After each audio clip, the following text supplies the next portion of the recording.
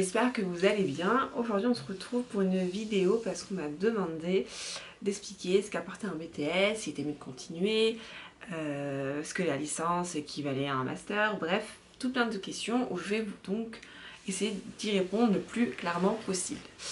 Alors déjà en France on a quand même pas mal la culture du diplôme. Le diplôme donnera entre guillemets votre salaire. En gros, c'est ce que je dis, surtout au début d'une carrière où le diplôme est important.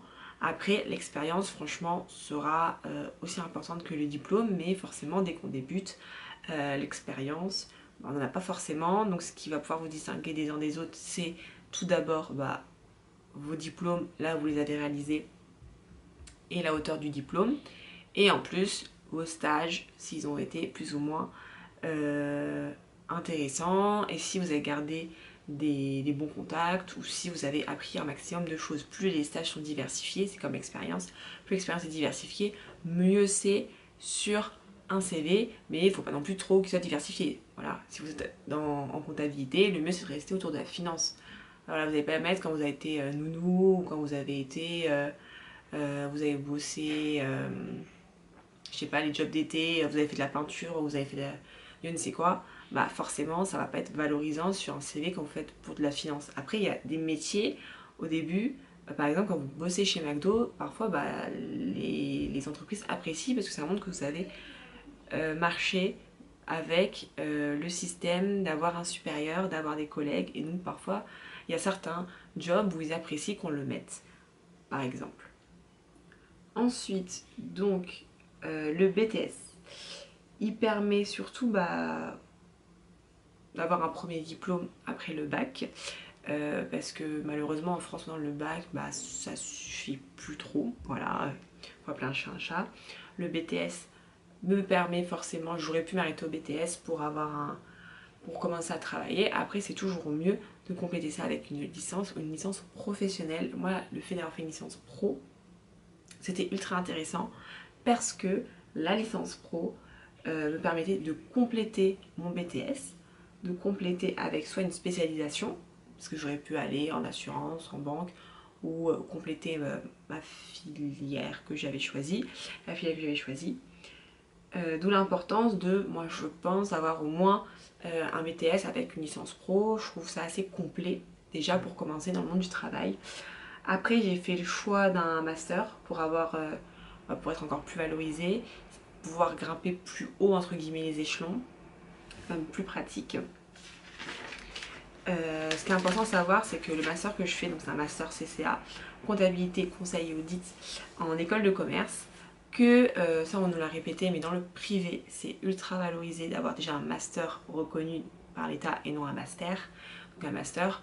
Après, il y a des masters qui sont reconnus dans le domaine privé, mais moi je voulais faire à tout prix un master pour aussi bien travailler dans le privé que dans le public. L'intérêt de l'école de commerce, c'est que selon l'école de commerce et son classement, vous serez plus ou moins bien payé, donc rémunéré. Un master nous permet d'arriver plus vite à un poste à responsabilité, c'est ce qu'on nous dit, et je pense qu'il y a une réalité, puis même indirectement, je pense qu'au début d'une carrière, c'est toujours bien d'aller jusqu'au master parce que on fait de plus en plus des diplômes jusqu'au bac plus 5, tout ce temps que nous sommes, donc forcément, il faut être un petit peu comme tout le monde au niveau de l'entreprise. Après, moi, c'est pas forcément ce que j'aurais aimé, je le fais surtout parce que le bac plus 5 c'est toujours plus valorisé. Pas forcément parce que j'avais à tout prix envie de faire un bac plus 5. Après, autant voilà, j'y suis, je sais pas si ça va être extrêmement compliqué d'avoir mon diplôme ou non. Parce qu'après, j'aimerais bien pouvoir refaire après un M2 pour faire une spécialisation en plus. Mais ça reste que j'aimerais. Ça veut pas dire que je vais le faire parce que là, je sature au niveau cours. Et heureusement qu'il y a le côté alternance avec l'entreprise. Ça, c'est une autre question. Enfin, un autre sujet. Au bout d'un moment, franchement, le diplôme ne fera pas tout et l'expérience sera beaucoup plus valorisée. D'un côté, ça va donc rebasculer d'un autre côté.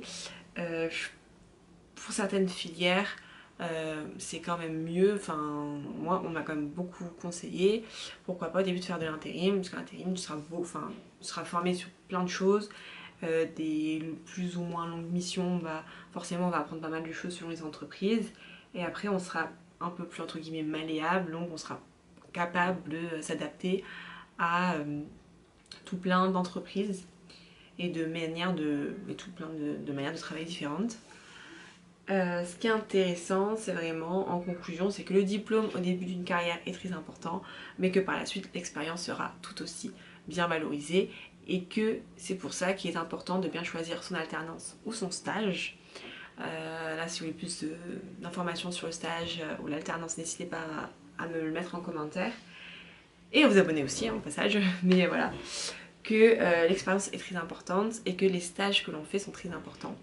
Moi, effectivement, si j'avais envie d'un poste vraiment pure comptabilité pure, ça aurait été beaucoup plus intelligent de ma part de vraiment aller en cabinet comptable. Là, moi, j'ai fait le choix d'aller en entreprise parce que c'était un choix totalement personnel. Si vous voulez plus d'informations sur ça, bah, avec plaisir, j'y répondrai. Mais c'était vraiment une volonté de ma part parce que j'avais déjà fait des stages en entreprise qui m'avaient énormément plu. Et je pense qu'en entreprise, on peut toucher à différents métiers. Voilà, en cabinet comptable ce sera totalement différent. Après, je peux vous dire les différences entre le cabinet comptable de ce que mes amis ont pu me dire, parce que je ne l'ai pas fait, avec l'entreprise, donc à peu près un petit peu mon point de vue. Donc j'espère avoir été claire. En conclusion, j'essaie de ne pas décourager tout le monde. Le diplôme c'est important, mais au bout d'un moment, l'expérience aussi. Donc le tout est de cumuler un peu des deux. C'est pour ça je trouve que c'est un juste milieu déjà d'aller jusqu'au bac plus 3 et après par la suite de développer un maximum d'expérience. Donc j'espère avoir été claire. On se retrouve pour une prochaine vidéo. Sur ce, ciao!